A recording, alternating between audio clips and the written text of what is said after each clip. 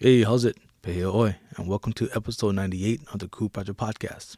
Today we're going to explore the power of understanding and showing aloha in our daily lives, especially during the challenging moments.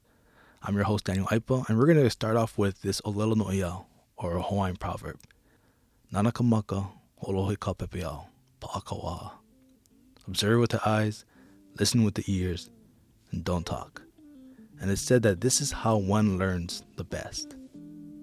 Now we're going to explore how developing a better sense of aloha not only strengthens us, but also empowers others to stand taller, to be cool. So grab a cup of coffee and sit back, or if you're stuck in traffic, take a deep breath, relax, and let's do this.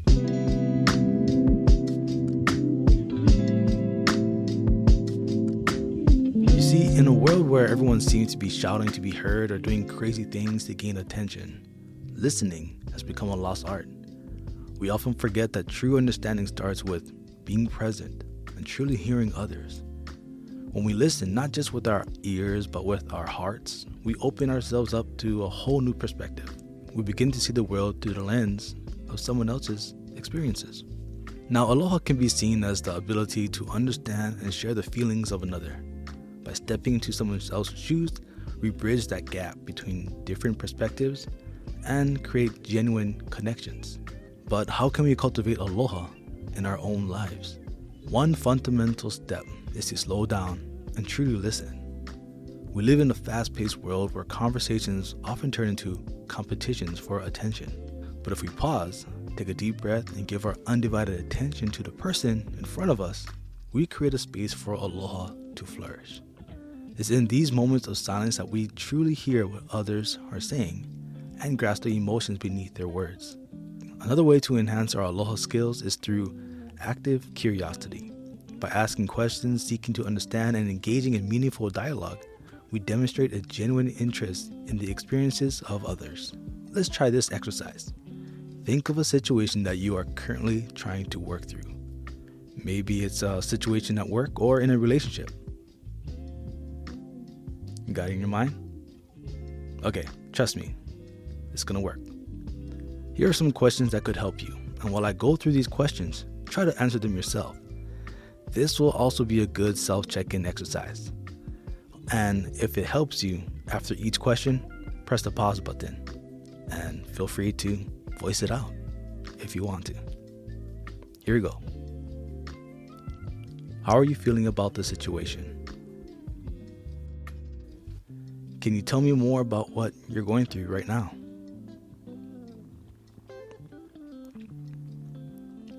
What emotions are you experiencing at the moment? How has this situation impacted your daily life?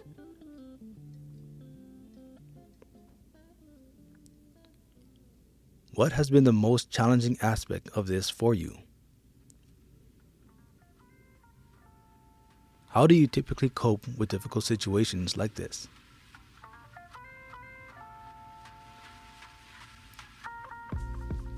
What support or resources have you found helpful so far? Is there anything specific you need right now to feel supported? How would you like others to respond or support you in this situation? Things just got super deep, yeah? Sorry, but some of the hardest things we have to do is sometimes confront our own emotions. But now that you have gone through that exercise yourself and how much you have learned just then, imagine how much you could learn about someone else.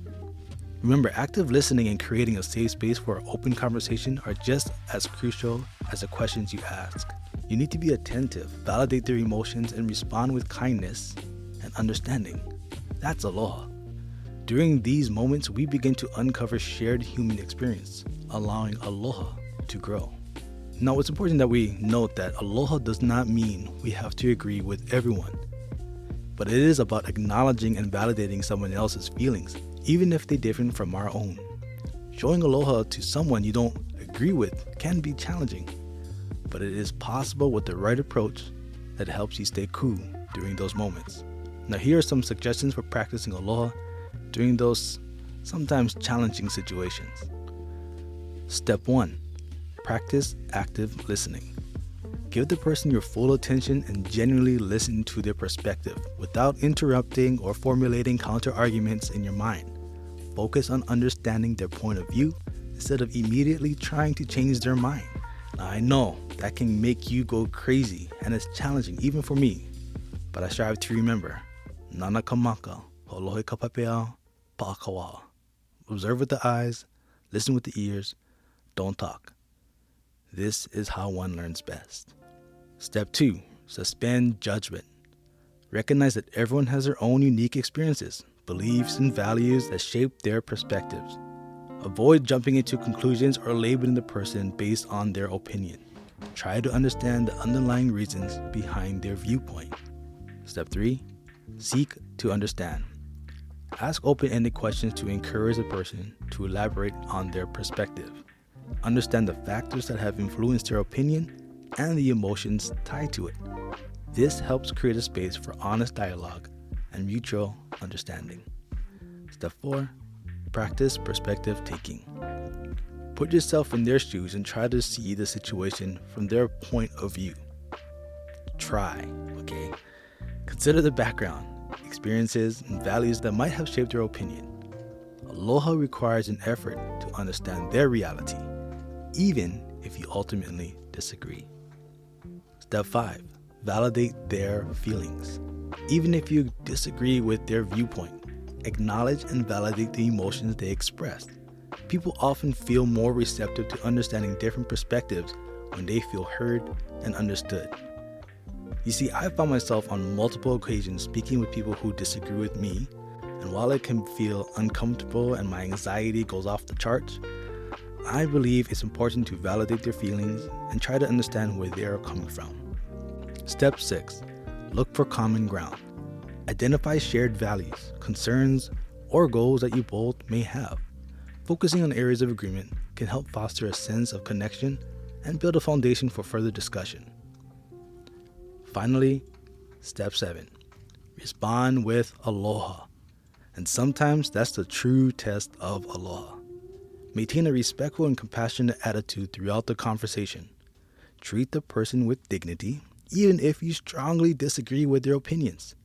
Keep in mind that respectful dialogue can lead to greater understanding and potential for finding common ground. Remember that practicing aloha does not mean you have to abandon your own beliefs or compromise your principles. It's about fostering understanding and respectful communication, even when disagreements exist. As we embrace aloha and become more attuned to the experiences of others, we start to notice the hidden struggles and triumphs that often go unnoticed. It's as if a veil is lifted and we see the world from a totally different perspective. We begin to appreciate the resilience and beauty in everyone's journey, no matter how different it may be from our own. But aloha doesn't stop at observation and listening. It compels us to take action and make a difference. By showing aloha and standing taller within ourselves, we inspire others to do the same. We become catalysts for positive change, encouraging those around us to embrace their own stories, their own unique paths. That's what Living Ku is all about, helping others stand taller every day, even when they aren't feeling their best. So let's challenge ourselves today. How can we actively practice aloha and help others stand taller and live ku? Maybe it's through a simple act of kindness, a lending ear, or even amplifying someone else's voice. Aloha has the power to boost confidence in others by creating a supportive and validating environment. Think of a person in your life who you feel has a lot of aloha for others. How do they make you feel? How do they make everyone feel that they come across? Super good, yeah?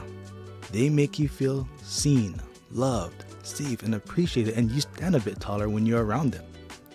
So here's how aloha positively impacts the confidence of others. As mentioned before, you make them feel understood and validated.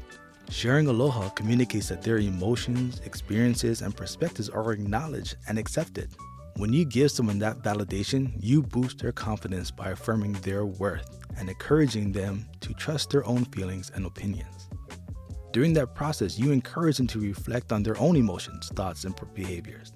By understanding and empathizing with others, individuals can gain insights into different perspectives and experiences. This increased self-awareness can contribute to personal growth, self-confidence, and a better understanding of their own values and beliefs. Now, to be clear, some people won't even give you a chance or even be open to a respectful dialogue or willing to hear you out or learn about you. Those people are not worth your time or energy.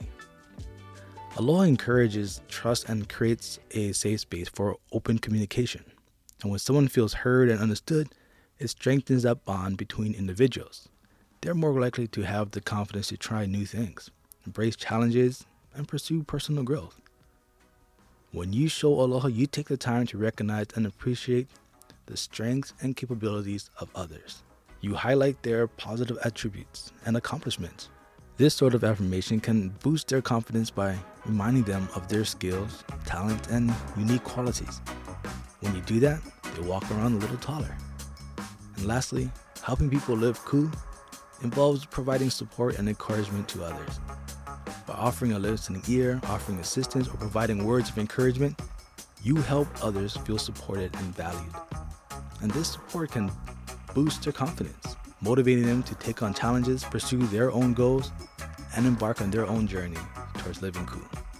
By showing aloha and creating an environment of understanding and support where people feel ku, individuals can feel more confident in themselves, their abilities, and their potential for growth. Well, that's all the time we have for today's episode of the Ku Project. I hope this conversation has inspired you to listen more deeply, to see beyond the surface, and to allow aloha to flourish within you. Remember, the more you listen, the more you see, and the stronger we all become. Mahalo for joining me today. Be sure to tune in next time for another Talk Story session. We're looking forward to bringing on some special guests in the near future to share their story of living ku. If you haven't already, please leave a review and let us know what you enjoy about the Ku Project podcast.